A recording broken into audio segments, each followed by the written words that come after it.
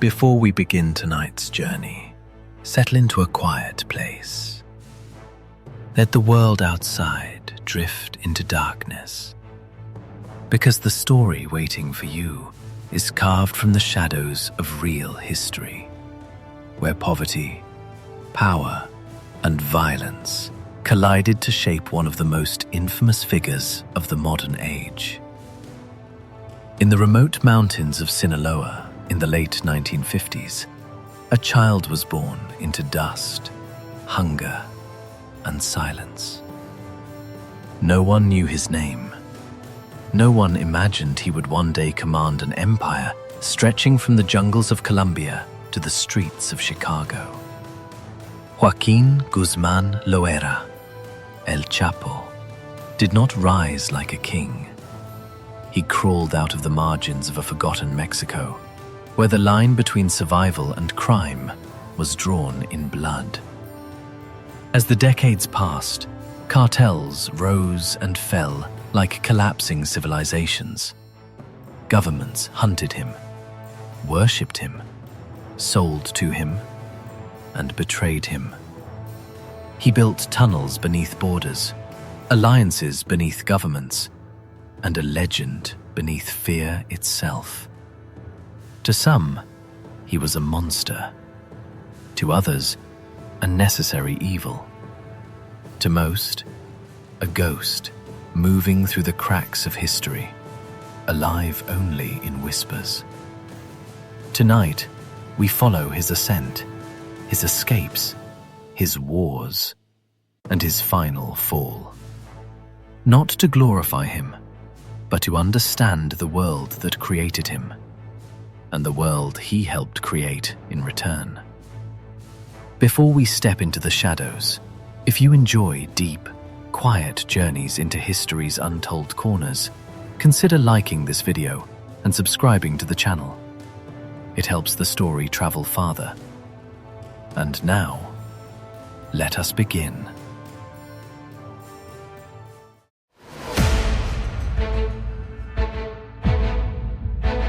Chapter 1. The Mountains of Sinaloa. If you travel deep into the Sierra Madre Occidental, the rugged mountain spine running through western Mexico, you will eventually reach a world that seems suspended outside of time. In the 1950s, long before his name would echo through courtrooms and headlines, this is where Joaquin Archibaldo Guzmán Loera opened his eyes to the world. A place of silence, dust, and survival.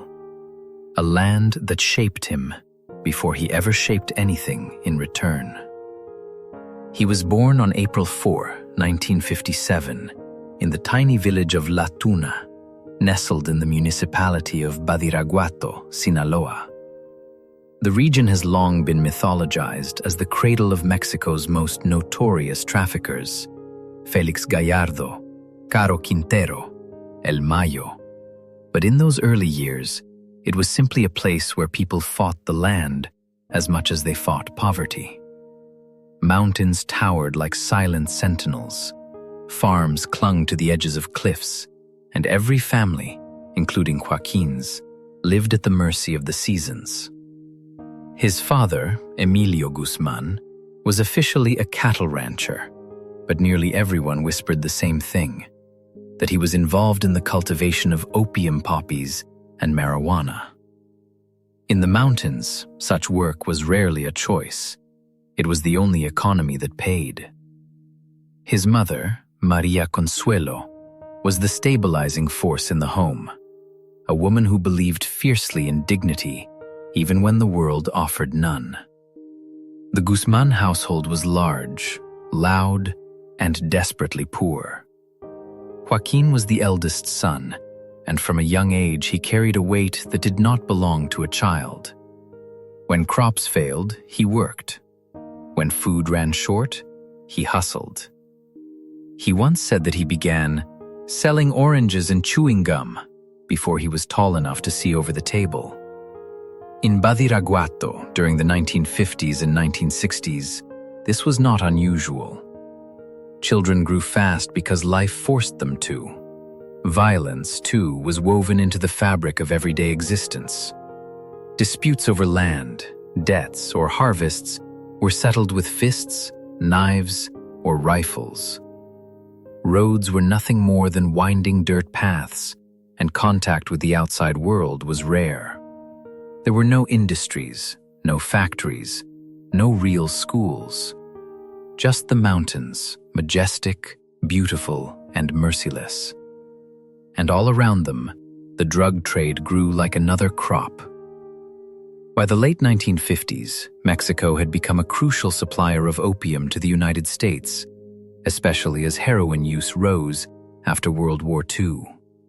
The remote geography of Sinaloa made it an ideal location. High altitudes, hidden valleys, and communities so poor that the dangers of drug cultivation seemed insignificant compared to the hunger of their children.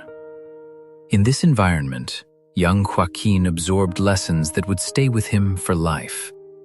He learned that authority rarely helped the poor, that the mountains protected those who knew how to navigate them, that survival required boldness, patience, and an ability to see opportunities where others saw only dust. But perhaps the most formative lesson was this. In Sinaloa, the law was not the government. The law was whoever could provide food, work, and protection. By the early 1960s, the drug economy had become the hidden infrastructure of the region. The mountains were dotted with fields of marijuana shimmering under the sun, and opium poppies blooming a violent red. Entire families depended on the trade, planting, harvesting, drying, and transporting the illicit crops through mule trains and secret trails. For many boys of Joaquin's generation, the cartel world was not an underworld. It was the only world. And so, a child born in a forgotten village, far beyond the reach of Mexico City or Washington, began a path shaped by geography, poverty, and the silent pressure of tradition. The mountains, indifferent and eternal, watched as El Chapo's future took root, long before he knew the name he would one day carry. Chapter 2. The First Steps into the Drug Trade, 1960s to 1980s. Night fell differently over the mountains of Sinaloa in the late 1960s. The air carried the scent of damp soil, smoke from wood-burning stoves, and something else, something unspoken. In the isolated ranches scattered across Badiraguato, a new kind of agriculture was taking root. It was here, under this moonlit canopy of pine and dust, that young Joaquin Guzmán Loera began to understand the unwritten laws of survival. By the age of 10, he was already working the fields, but they were no longer the fields of corn and beans his grandparents once tended. Across Sinaloa, entire families had turned to mota, marijuana, as their only reliable source of income. Mexico's rural economy had collapsed, government aid barely reached the mountains, and drought had stripped villages to their bones. Planting cannabis was not rebellion, it was necessity. Older cousins would show Joaquin how to irrigate hidden plots, how to cut the plants at the third moment, how to avoid soldiers patrolling for contraband. It was grueling labor, often carried out under the sun so hot it seemed to vibrate. But the pay, however modest, was more than the legal economy could ever offer a boy from La Tuna. In those years, poverty was a teacher far more powerful than morality. As the 1970s unfolded, the drug trade in Mexico was transforming. The United States had declared its war on drugs, and the pressure on Colombian traffickers was tightening. In response, Colombian organizations needed land routes, discreet rural networks, and men willing to move product across the unforgiving geography of Mexico and into the United States. Sinaloa, became the perfect hinge between two worlds. It was during this period of shifting power that Joaquin first crossed paths with the man who would change his life, Miguel Ángel Félix Gallardo, known as El Padrino. Félix Gallardo, a former police officer turned criminal strategist, had begun unifying fragmented smuggling clans into what would become the Guadalajara Cartel, Mexico's first true national-scale drug empire. Young Joaquin caught the attention of cartel recruiters for a simple reason. He worked relentlessly. He hauled marijuana and opium gum down the mountain trails with the endurance of someone twice his age. He didn't complain. He didn't hesitate. He didn't ask questions. By the mid-1970s, he had become a trusted courier, one of the nameless youths quietly building the infrastructure of Mexico's future cartels. When Félix Gallardo finally brought him into the organization, it was not with ceremony, but with opportunity. Guzmán was assigned to logistics, coordinating shipments, managing transportation routes, and ensuring that every kilo traveled efficiently from the mountain plantations to stash houses in Sonora and then across the border.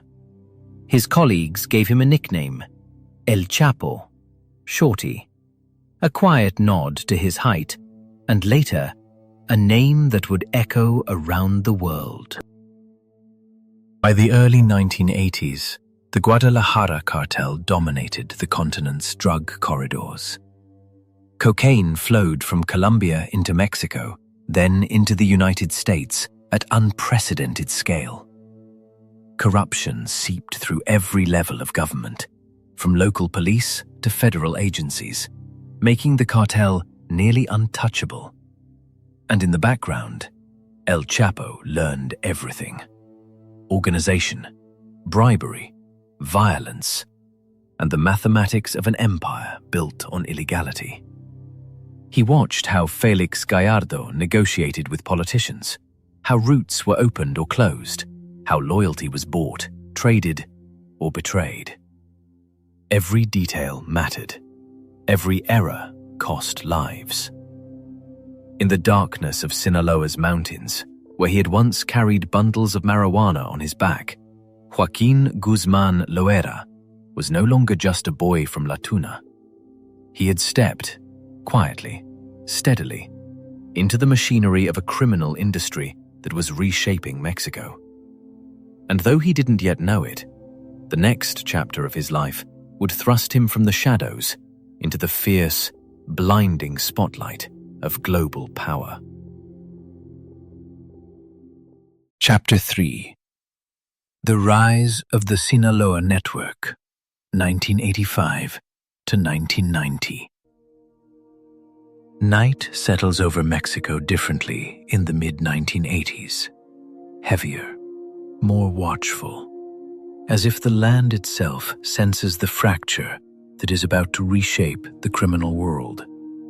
For nearly a decade, the Guadalajara Cartel had stood as the unquestioned giant of the drug trade.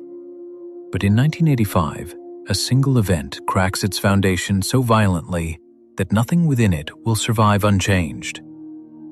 On February 7, 1985, DEA agent Enrique Kiki Camarena was kidnapped, tortured, and murdered in Guadalajara. His death triggered an international political earthquake. The United States demanded justice.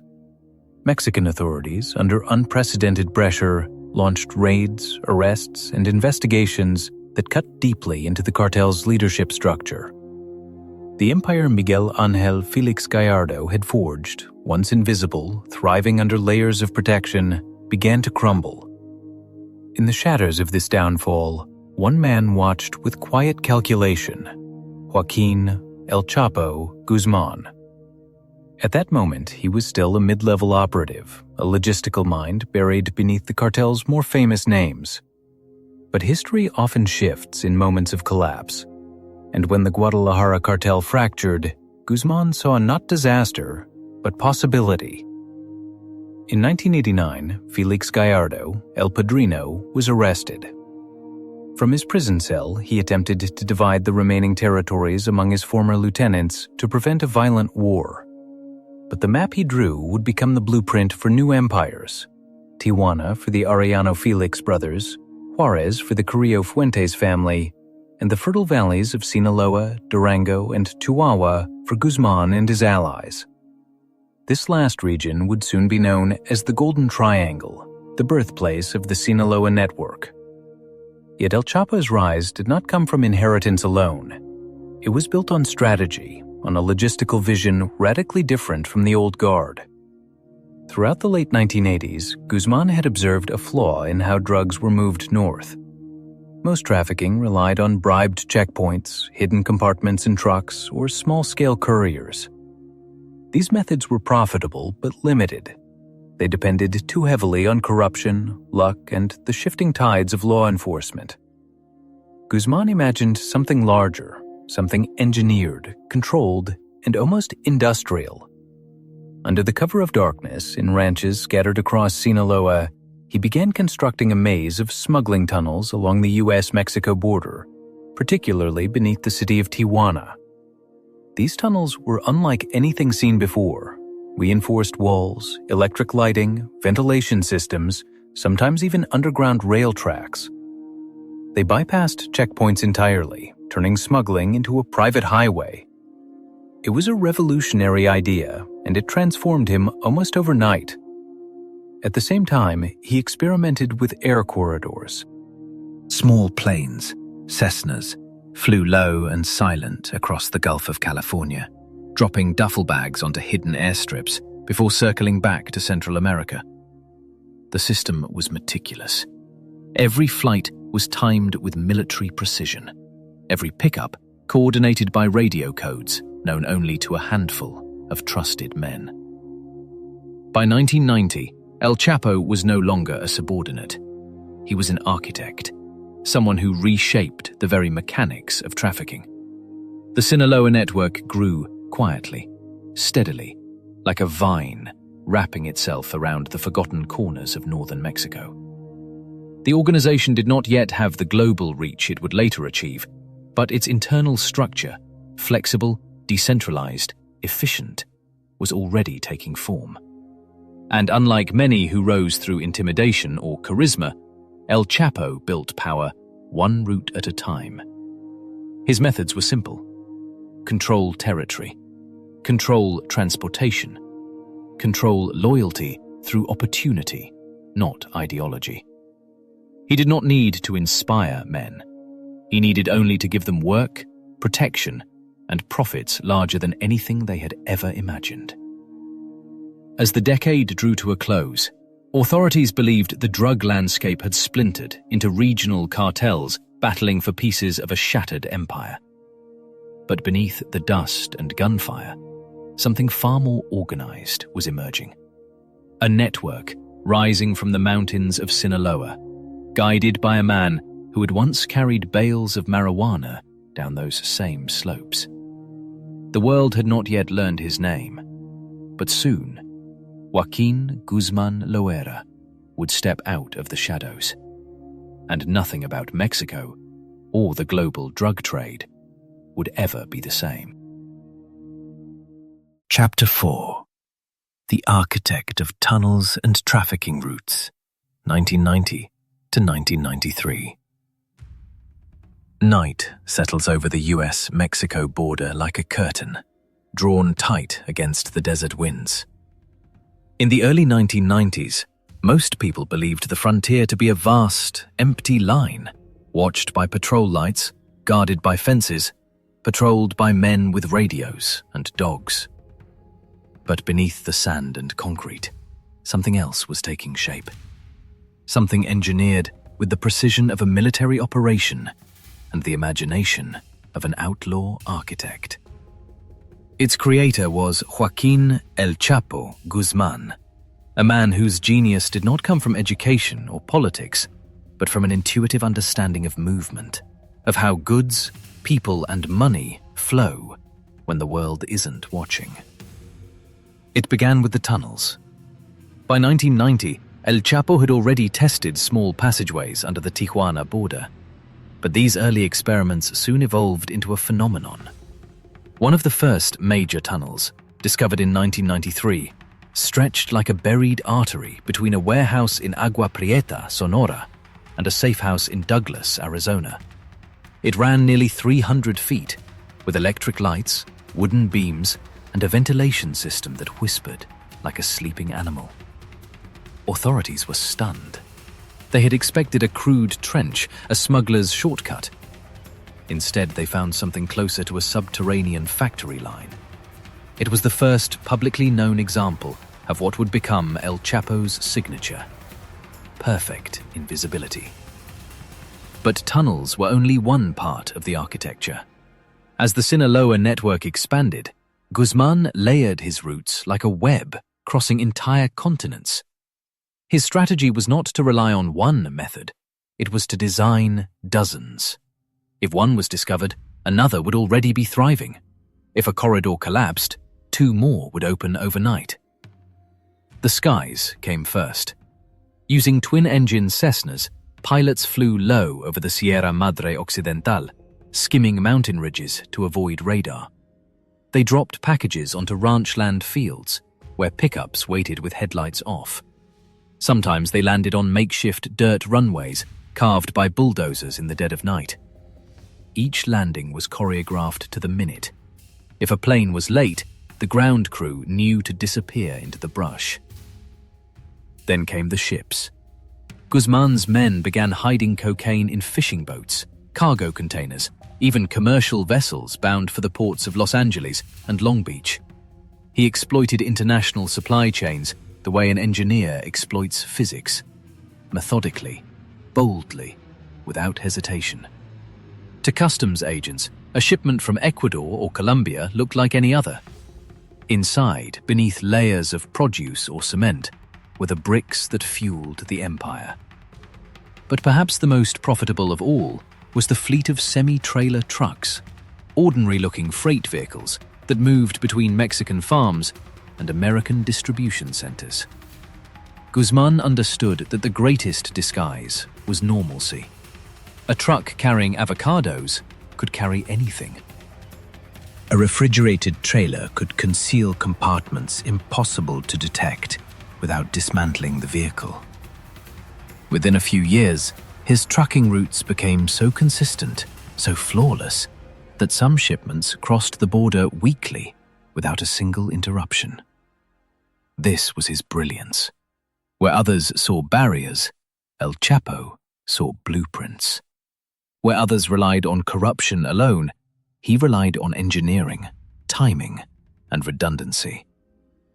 His empire was not built on violence, though violence always lurked, but on logistics.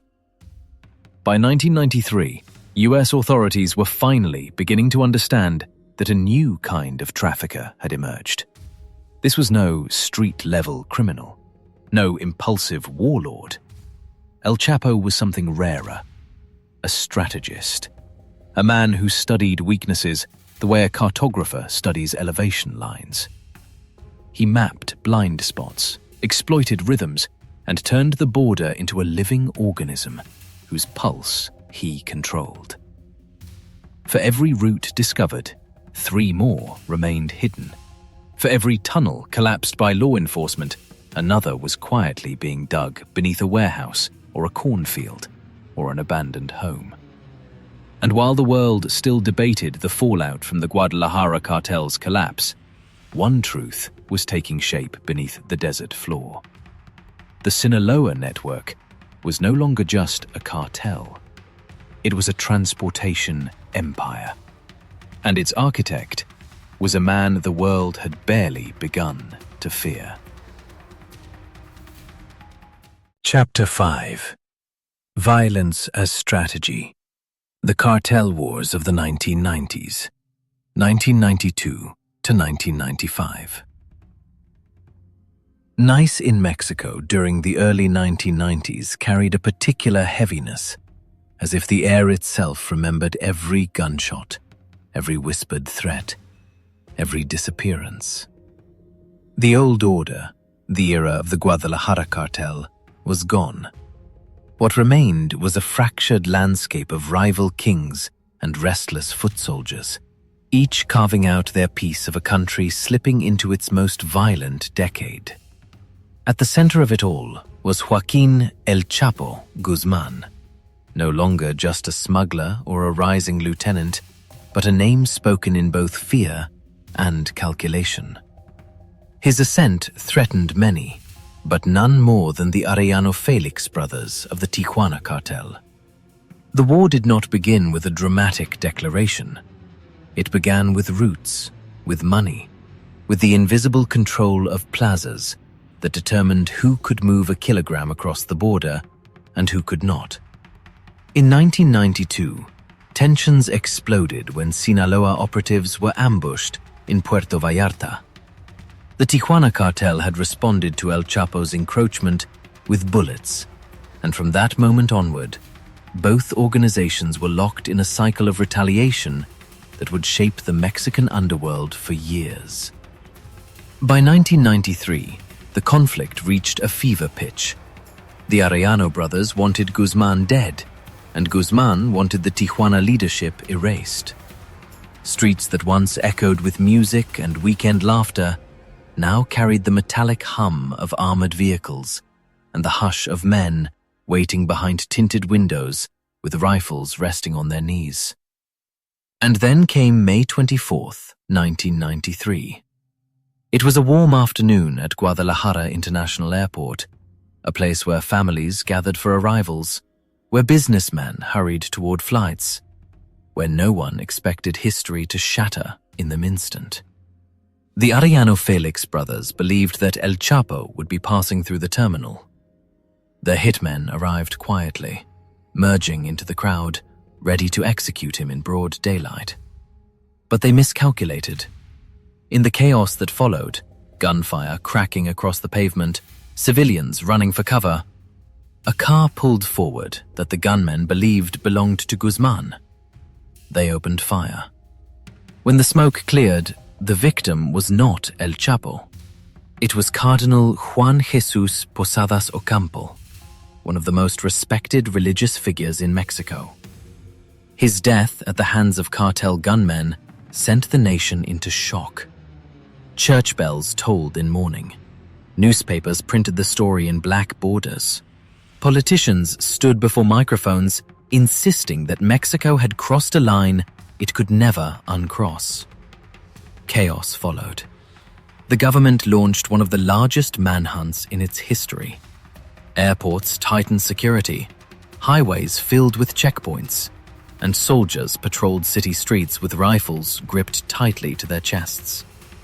For the first time, the Mexican state was fully mobilized against El Chapo.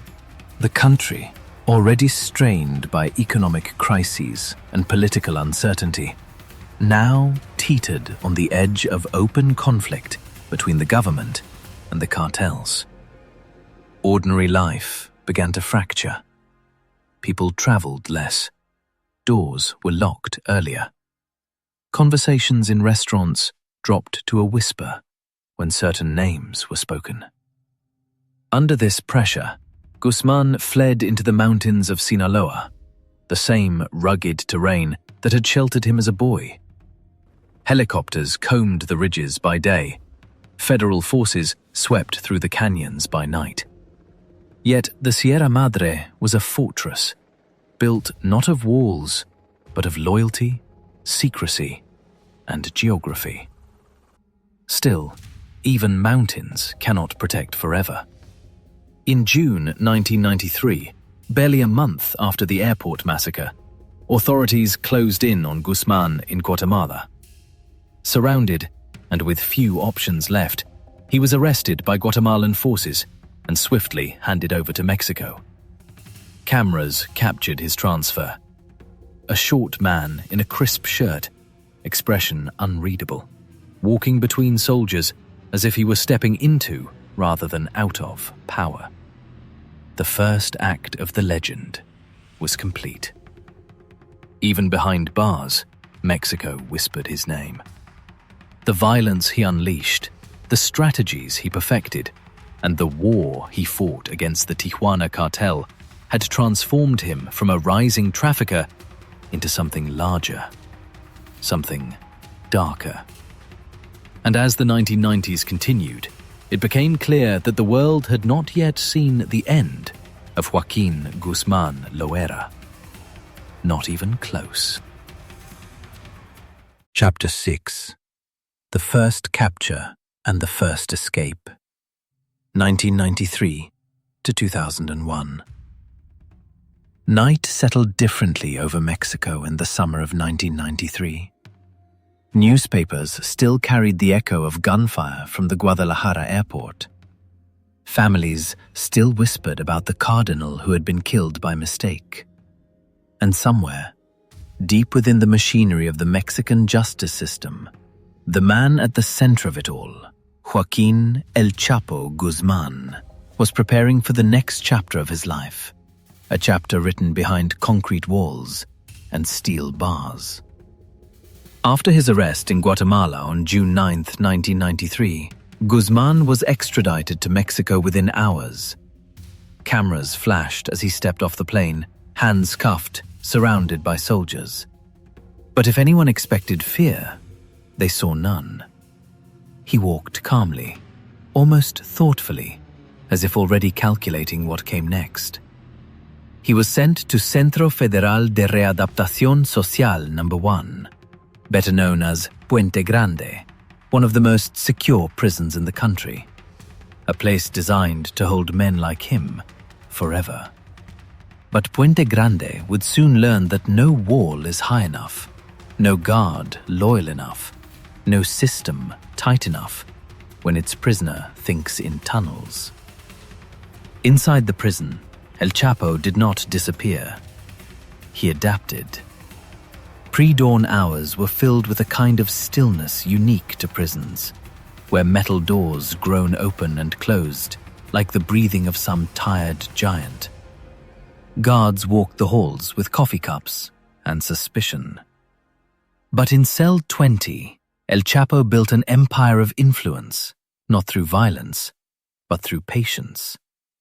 He learned the routines, the guard rotations, the maintenance schedules, the blind spots, the weaknesses no one noticed. Over time, prisoners gravitated toward him, some out of admiration, some out of fear, and some because Guzmán, despite his legend, was known for his generosity. He loaned money. He solved disputes. He treated guards with respect, slipping gifts through intermediaries, cash, watches, small favors that slowly reshaped loyalty. By 1995, Puente Grande was no longer simply a prison. It had become El Chapo's new operational headquarters. He received visitors often, lawyers, family, couriers, each carrying messages in and out. He exercised regularly, kept his hair trimmed neatly, and dressed in crisp prison whites. He was polite, disciplined, and disturbingly calm. Mexico, meanwhile, continued to shake. The drug routes he once commanded were being fought over by new rivals. The Arellano Felix brothers tightened their grip in Tijuana. Emerging factions in Sinaloa operated in confusion. And through all of this, rumors swirled that El Chapo was somehow still pulling strings from behind bars. But not even influence could soften the weight of confinement. As the years passed, Guzmán became restless. Time in a cell has a way of sharpening the mind, refining a single thought into a necessity: escape. By 1999, small preparations were quietly underway. Laundry staff were replaced. Maintenance teams changed schedules.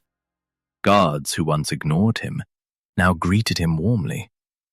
Even the warden seemed strangely detached from the details of Chapo's daily life. And then came January 19th, 2001, a cool evening in Puente Grande. At 9 p.m., the prison settled into its usual rhythm. Guards exchanged shifts, lights dimmed. The corridors quieted. somewhere deep inside the facility, a laundry cart rolled across a polished floor. Inside it, curled in a tight ball beneath folded uniforms, was the most wanted man in Mexico. Guzmán had bribed, negotiated, and charmed his way into the softest part of the prison's infrastructure: its people. A guard, later identified as Francisco El Chito Camberos, pushed the cart past security posts where no one dared to look closely. The cart moved through 4 checkpoints, 4 doors that should never have opened, 4 opportunities to catch the escape of the century. None were taken. By the time the cart reached the parking lot, darkness had already claimed the horizon. Outside the walls, a waiting vehicle idled quietly. El Chapo climbed out of the cart, stretched his back, and stepped into the night like a man released from a spell. Just like that, after 8 years behind bars, Joaquin Guzmán Loera vanished. Mexico awoke the next morning to disbelief. The most secure prison in the country had lost the most dangerous man in its custody. Officials pointed fingers, guards disappeared. Investigations swirled with corruption at every level. But the truth was far simpler. El Chapo had never stopped planning. Puente Grande had never really held him. And the world was about to learn that his first escape was only the beginning.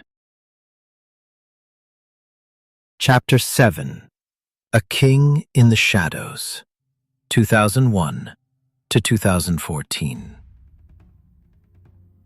Night returned to the mountains of Sinaloa with a familiar stillness in early 2001, but something had changed in the rugged landscape. In the small villages tucked between ridges and ravines, radios whispered the same impossible rumor: El Chapo had escaped. And somewhere, far beyond the reach of soldiers and search helicopters, a convoy of headlights crept along a dirt road. Inside the lead vehicle sat Joaquin Guzmán Loera, thinner from prison, but sharper, harder, reborn. The king had returned to his kingdom. His first months back in the Sierra Madre were spent in silence. Surrounded by loyalists, protected by villagers who owed him favors or feared his wrath, he rebuilt his empire brick by brick. The world believed he was hiding. In truth, he was planning. Because Mexico had changed during his 8 years inside. And Chapo understood something essential. If he wanted to rule again, he would have to evolve. By 2003, evolution had begun. With the Guadalajara Cartel long gone, splinter groups battled for territory. But the Sinaloa Cartel, under Chapo's careful hand, grew like a shadow stretching across the continent. He forged alliances with men as ruthless as himself. Ismael El Mayo Zambada, the strategist. Juan José El Azul Esparragosa, the diplomat. Together, they formed a triumvirate capable of outthinking and outmaneuvering every rival in Mexico. While the world slept, the cartel mapped routes like arteries of a dark empire. From Colombia's jungles, where cocaine laboratories thrived, across Guatemala's porous borders, into Mexico's Pacific ports, then north through tunnels, trucks, trains, and planes, finally spilling into Los Angeles, Chicago, New York, and deep into Canada. Sinaloa became the first truly global Mexican cartel, exporting billions of dollars in narcotics and laundering the profits worldwide. Cities like Culiacan transformed into power centers, modern, bustling, and humming with invisible currents of cartel money. But expansion came at a cost. Enemies rose like thunderstorms along Chapo's horizon. the Gulf Cartel, La Familia Michoacana, Los Zetas, brutal beyond imagination. And within Sinaloa itself, loyalty was a currency spent easily and betrayed even faster. One of the darkest chapters unfolded in 2004 when Chapo's ally-turned-rival, Arturo Beltran Leyva, accused him of betraying his brother to authorities. The accusation ignited a savage internal war. Blood washed the streets of Culiacan. Bodies appeared wrapped in duct tape, hanging from bridges, left as warnings. Betrayal became a language. Assassination became punctuation. Yet through every ambush and every gun battle, El Chapo remained untouched, hidden, protected, untouchable. For the people in the mountains, he became a figure of myth. Farmers whispered that he could predict military movements. Mothers claimed he helped them with money when they had none. Young men admired him as the embodiment of power in a world that gave them none. And in cities, journalists wrote his name with dread. Because Chapo's reach was no longer just Mexican. It was continental. By 2010, Sinaloa had surpassed all rivals. The DEA labeled Chapo the most powerful drug trafficker in the world. His organization controlled up to half of all narcotics entering the United States. Cartel emissaries operated in Europe, West Africa, Australia, and Asia, turning the Sinaloa network into a multinational criminal superpower. From the shadows, Chapo coordinated massive operations. A fleet of submarines launched from Colombian estuaries, cargo planes loaded in the dead of night, semi-trucks carrying hidden compartments so sophisticated they fooled both humans and machines. Each success fed the legend. Each failure was erased through force. But the era between 2001 and 2014 was not defined only by strategy. It was defined by paranoia. Chapo switched safe houses constantly. He slept in ranches with trap doors under the bed. He traveled surrounded by layers of security thicker than a head of states. And beneath the surface, fractures formed. Alliances strained under the weight of ambition. In 2012, whispers spread that the government had finally cornered him in Los Cabos. Months later, another near capture occurred in Culiacan. Each time, he slipped through like smoke. But the escape that defined the legend came in 2014 in the coastal city of Mazatlan. Just before dawn on February 22nd, Marines stormed a modest condominium. They were expecting a firefight. What they found instead was astonishing. El Chapo, unarmed, groggy, and stunned. The king of the shadows was captured without a single shot fired. As agents led him down the narrow hallway, he kept his face blank. But those who were there said something flickered in his eyes.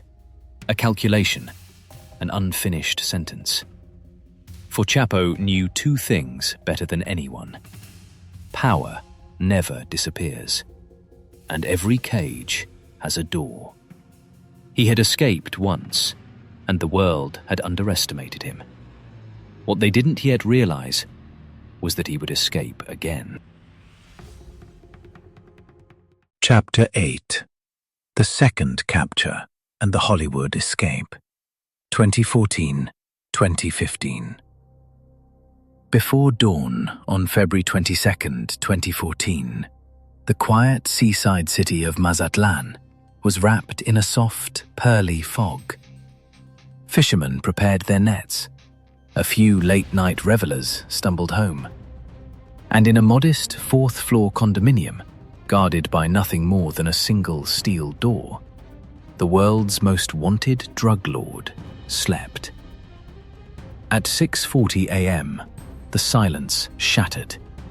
Mexican Marines stormed the building in a strike so swift it lasted less than 2 minutes. There were no bodyguards firing back, no dramatic standoff, no blazing gunfight. Inside, Joaquin El Chapo Guzmán emerged from a bedroom wearing a white undershirt and exhaustion. He raised his hands. He surrendered. The king of the Sinaloa Cartel had been captured once again. International headlines flashed across screens within minutes. El Chapo caught. World's most wanted drug lord arrested. For the first time in more than a decade, governments across the Americas breathed easier. The United States celebrated. Mexico declared victory. And Chapo, escorted to a waiting helicopter, remained silent, his expression unreadable. They believed the legend was finally over. Inside Altiplano, Mexico's highest security prison, Chapo entered a world designed for men who must never escape. Reinforced steel bars, cameras in every corner, guards rotating on unpredictable schedules, concrete layered with more concrete. Even conversations with lawyers were monitored. Even showers were timed. Still, those who watched him closely noticed something unsettling. He wasn't desperate. He wasn't broken. He was thinking. The world saw a prisoner. He saw a puzzle. And somewhere far beneath Altiplano's cold floors, that puzzle began taking shape. In the spring of 2015, workers in a rural town outside the prison began construction on a small, suspiciously fortified building. Locals assumed it was a workshop. Others whispered it was a safe house. In truth, it was neither. It was the mouth of a tunnel, one of the most sophisticated escape routes ever engineered. For months, engineers and cartel tunnelers worked beneath the earth, guided by laser levels, GPS coordinates, and a patience matched only by obsession. They carved through soil and rock, installing lights, ventilation pipes, wooden supports, even a modified motorcycle mounted on rails. The tunnel extended more than 1.5 kilometers, straight toward Chapo's cell. Above ground, Altiplano remained calm. The cameras watched him pace. Guards saw him kneel to pray. Some said he lost weight. Others said he barely spoke. But if anyone looked closely when he was allowed into the shower, a small, tiled room just outside the cell, they might have noticed how carefully he studied the floor. He knew exactly when the tunnel would arrive. On the night of July 11th, 2015, the prison followed its usual routine. Chapo's dinner was delivered. The lights dimmed. A guard walked past his cell for the final check. At 8:52 p.m., Chapo stepped into the shower. At 8:54 p.m., he was gone. Where the floor once lay smooth and unbroken, a rectangular opening now gaped wide. The tunnel below glowed with electric light. The motorcycle waited, and El Chapo, tiny in stature, enormous in ambition, mounted it and disappeared into the darkness of Mexico's underworld. By the time guards realized the truth, he was miles away. By the time the president of Mexico was notified, he was gone. And by the time dawn broke, entire nations were reeling. News outlets erupted: CNN, BBC, Al Jazeera, Televisa. Every headline carried disbelief. The man who escaped again, Hollywood-style rescue, the tunnel of the century. Late-night hosts joked about it. Security experts shook their heads in awe. Engineers studied the tunnel like archaeologists uncovering a lost civilization. But beneath the spectacle, one fact cut through the noise. El Chapo had humiliated two governments in plain sight. For him, it was proof of something he had always believed. Walls can be broken, locks can be picked, and no prison built by human hands is perfect. The king had returned to the shadows once more. Chapter 9. The Final Hunt. From the Shadows to Extradition, 2015 to 2017. After the night of July 11th, 2015, Mexico did not sleep easily. El Chapo was free again, and this time, the embarrassment cut too deep to ignore. The order was quiet but absolute. Find him. End this. Within days, the Mexican Navy, SEMAR, not the federal police, not the army, was placed at the center of the manhunt. The decision was deliberate. The Navy had fewer corruption scandals, tighter internal discipline, and experience in surgical operations. This would not be a public chase. It would be a silent one. Above the desert and jungle of western Mexico, surveillance planes traced invisible lines. On the ground, small teams moved carefully through Sinaloa, a region that had protected Chapo since childhood. Safe houses were raided, couriers vanished, phones went dark. One by one, the threads of his network tightened. Behind the scenes, the DEA played a crucial role. Years of wiretaps, informants, and financial intelligence were quietly reopened. Old voices were matched with new ones.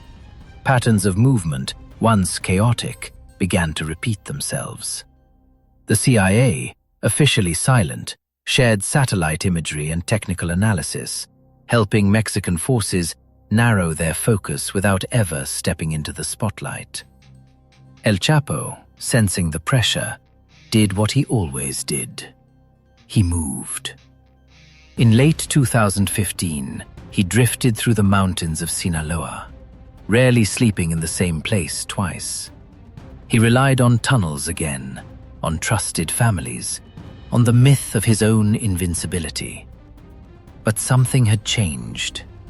His circle was smaller, his health was worse, and the world was watching more closely than ever before. Then came the mistake. In January 2016, Chapo contacted intermediaries connected to a proposed film project, an ill-fated meeting linked to actor Sean Penn and actress Kate Del Castillo. The conversation was meant to shape his legacy. Instead, it revealed his location. Signals were intercepted, movements were mapped. The hunter had found his prey. Before dawn on January 8, 2016, Mexican Marines surrounded a house in Los Mochis, Sinaloa. The operation erupted into gunfire. 5 Marines were wounded. Several of Chapo's men were killed. Once again he fled, this time through the sewers.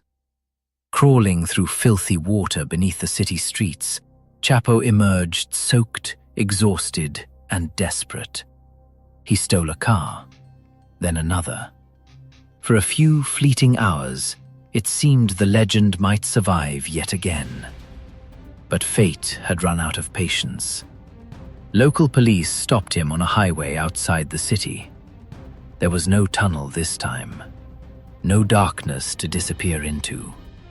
When authorities confirmed his identity, the chase, spanning decades, was finally over. This capture felt different. Chapo was transferred immediately to Altiplano prison, but the world no longer trusted Mexico to hold him. Neither did Mexico itself. Political pressure mounted. Diplomatic channels accelerated.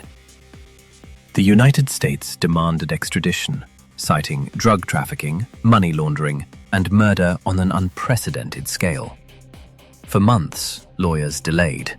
Appeals were filed. Courts debated. But the decision had already been made. On January 19, 2017, under heavy security and absolute secrecy, Joaquin Guzmán Loera was placed on a plane bound for New York. As the aircraft lifted into the night sky, something quiet and final settled over the story. For the first time since the 1970s, El Chapo was no longer in control of his destiny. In the United States, there would be no tunnels, no favors, no shadows deep enough to hide.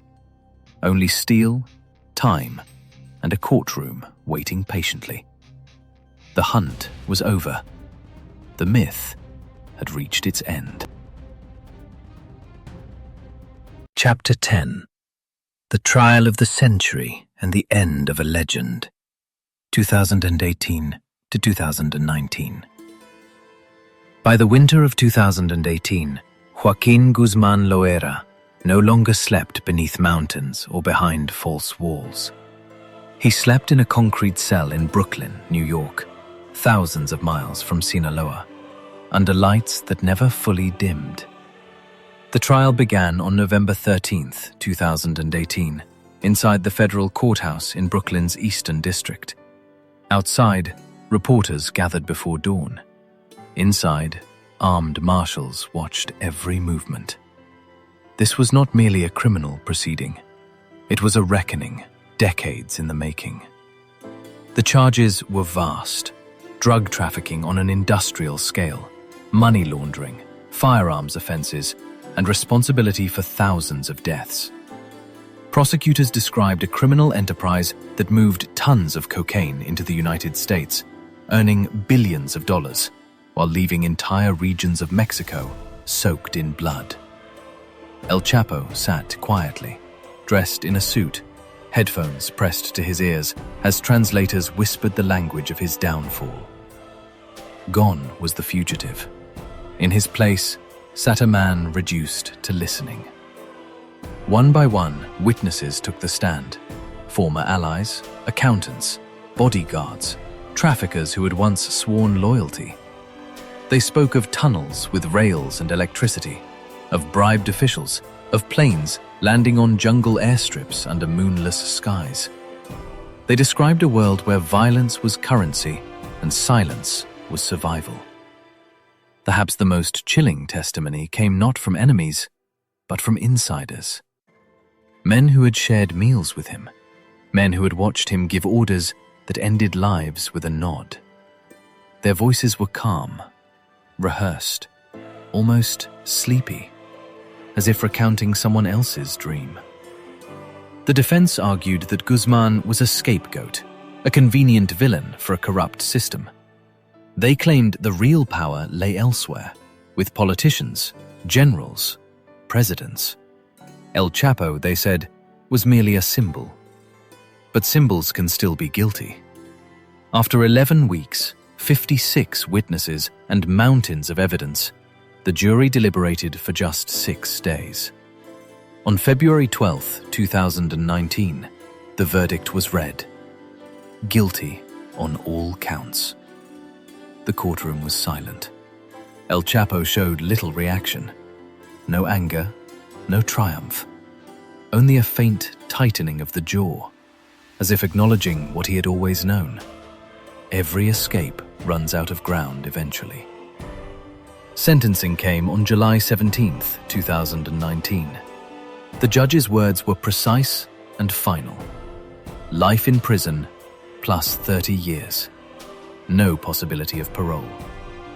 Soon after, Guzmán was transferred to ADX Florence, the United States' most secure prison, often called the Supermax. Buried deep in the Colorado mountains, it holds those deemed too dangerous to exist anywhere else. Inmates spend 23 hours a day in solitary confinement, eating alone, walking alone, aging in silence. For a man who built empires beneath the earth, this was the final tunnel, one with no exit. Yet even as the cell door closed, the myth of El Chapo continued to wander the world. Songs were written, series were streamed. His name became shorthand for power, defiance, outlaw genius. In some corners, he was remembered as a folk hero. in others, as a monster. The truth, as always, lay between. Joaquin Guzmán Loera was not a legend born from nothing. He was shaped by poverty, corruption, opportunity, and choice. He mastered logistics and fear. He understood systems and how to exploit them. But he also left behind graves, widows, and a country struggling to heal. As night settles over Florence, Colorado, the man once chased across continents now measures time in footsteps and silence. The world moves on. The cartel fragments. New names rise. But the story ends here. Not with gunfire, not with tunnels, but with a door closing softly, and a legend finally learning what escape truly means.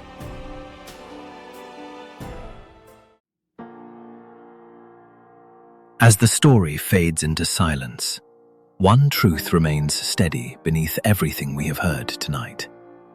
Power, when built on fear, always demands a final payment. Joaquin El Chapo Guzmán rose from the mountains of Sinaloa to command routes that spanned oceans and continents. He mastered systems, bent institutions, and outwitted governments for decades. Yet in the end, all that influence narrowed into a single room, a single light, and a single pair of footsteps pacing a concrete floor. The empire dissolved. The tunnels ended. Only time remained. This was never just the story of one man. It is a story about the environments that create legends, the choices that turn survival into ambition, and the invisible cost carried by those who live in the shadows of power. For every myth that grows, there are lives quietly broken beneath it. If this journey helped you see history not as headlines, but as human consequence, then this channel is for you. Here, we slow the world down. We let the past speak softly. We listen, not to glorify, but to understand. If you found value in this story, consider liking the video. It helps these quiet histories reach others who may need them. And if you'd like to continue exploring lives that shaped, challenged, or disturbed the modern world, subscribe to the channel and walk these long nights of history with us. Now, I'd love to hear from you. Which figure should we explore next? Another outlaw? A forgotten ruler? A mind that changed the world? Leave your thoughts in the comments. Until next time, rest well and let history watch over you.